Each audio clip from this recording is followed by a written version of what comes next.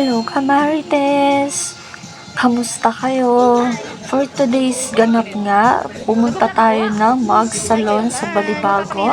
Magpapagawa ako ng eyebrow threading and pedicure.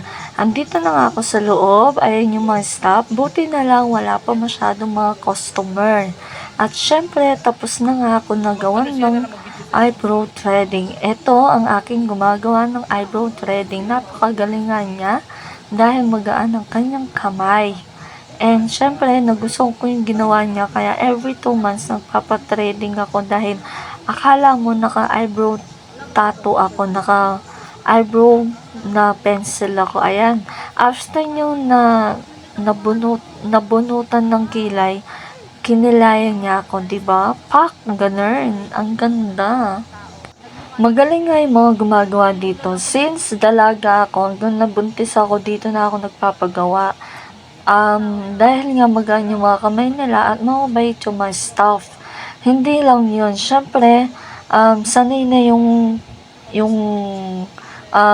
katawan ko dito sa kanila sa paggagawa nila sa akin. Diyos ko, ne?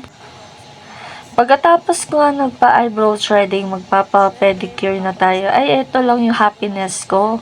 Pagbigyan nyo na ako, ang happiness ko ay mag-pamper. Hindi naman kamahalan, mura lang naman yan. Medyo matagal na nga itong video na ito, pagpasensya nyo na po. At late upload na naman tayo dahil nga nangangalkal ako ng aking video. At nakita ko itong video na to, hindi ko alam na hindi pa pala ito na-upload. So eto, upload na po natin. And baka matambakan na naman ako ng video sa aking cellphone. After ko nga niyan dito ay magsa-sideline ako. Akala mo no, ako pa yung may-ari ng salon dahil nga Hi, Ju! Ayan, manood na tayo Batag Quiapo. Andito ako sa Mountain View. Magsa-sideline ako dyan. And ito, magla-lunch muna ako. Ito ang aking food. Munggo at garlic shrimp na may munggo. Tapos yan. Kapitbahay diba? ko Dito sa tayo. Mountain View. Kain muna Dati tayo. kami nakatira ng ex-partner ko na Black Nigerian. Ayan. Dumating na nga ako, and nagtanong kasi siya kung meron akong kakilala na pwede magbantay sa mga anak niya. Kaya nagpresenta ako na sabi ko ako na lang magbabantay. Wala rin naman akong ginagawa at kailangan ko rin naman ng pera. Syempre, napatulog ko na nga yung dalawang magkapatid. Yung panganay na lang yung pinapatulog ko niyan at napatulog ko na nga yung dalawang magkapatid dyan at itong panganay na lang yung hindi pa natutulog dahil nga nanonood siya. Ito yung batang gustong-gusto ko noon na hinahawakan nung buntis pa lang ako kay Baby OC. Lagi ko siyang hinihiram, lagi ko siyang kinukuha, pero nakakalungkot lang na diagnose siya at meron siyang autism. Kaya yan, delay speech siya. Diyos ko, Rugo, nakakalungkot lang dahil nga hanggang ngayon di pa siya nakakapagsalita, ilang taon na siya at nauna pa yung kapatid niya magsalita sa kanya. Kung ako siguro nasa lagay ng nanay niya, hindi ko kakayanin yung ganitong sitwasyon na merong autism yung anak ko dahil nga sa pagiging single mom tapos may autism pa yung anak mo. Ay nako, hindi ko alam kung siguro gugo ang mundo at hindi ko alam ang gagawin ko dahil nga sa sitwasyon na ganito. Hindi madali ang magkaroon ng anak na may autism, lalo na sa symptoms nila.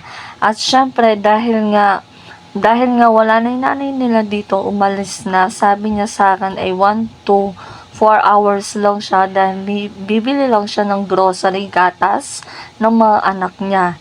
And syempre, anong oras na wala pa rin siya, kaya nanonood ako ng TV dito. Pinlay ko yung YouTube ko, pinanood ko yung aking mga videos. And ayan, kumain na rin ako ng lunch ko. Ang sarap pa mo nang hinapag niya sa akin, garlic, buttered shrimp, and munggo na may tilapia.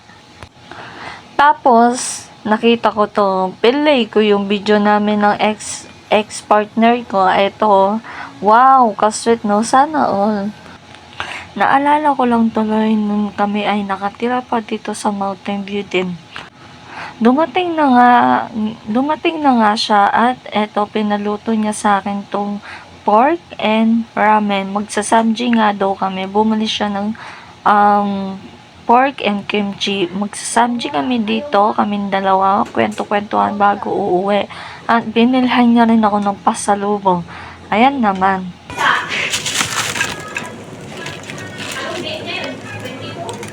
Bakit? Oo.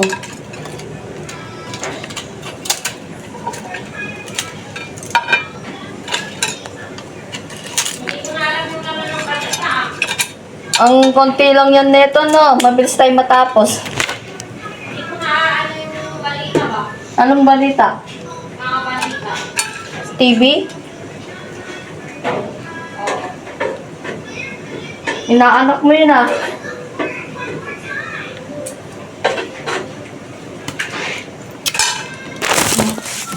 Nagluluto ako ng pork. Magsasabji kami tonight. Ayan mo. Pork and then yung noodles, ramen, then garlic. Magsasabji kami today. At dito ako sa may Mountain View. Namiss ko, nagkaka-anxiety tuloy ako. Namiss ko yung dating apartment na nandito yung apartment na yun sa dulo. Yan, pinakalas. Namiss ko tuloy kung saan nandito pa kami. Saya namin, may peace of mind. Masaya, ano, doon na. Sabi nyo, maingay, nag-vlog ako, kakato. Ay, Baliw. ulitin mo, pangits. Hindi, oh.